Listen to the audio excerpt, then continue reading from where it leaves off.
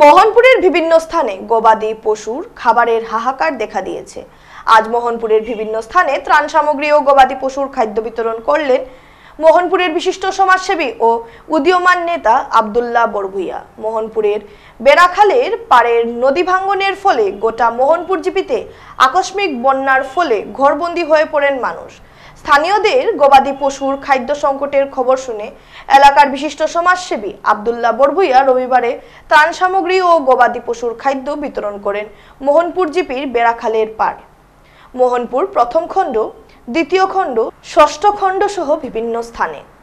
এতে স্থানীয়দের মধ্যে শেখ তমিজ উদ্দিন, শেখ আয়ুব আলী, পলারপাড় জেই একাডেমির প্রিন্সিপাল সাবির মীরা, কোনাগ্রামের বাবুল হোসেন সাজু সহ একাংশরা উপস্থিত ছিলেন।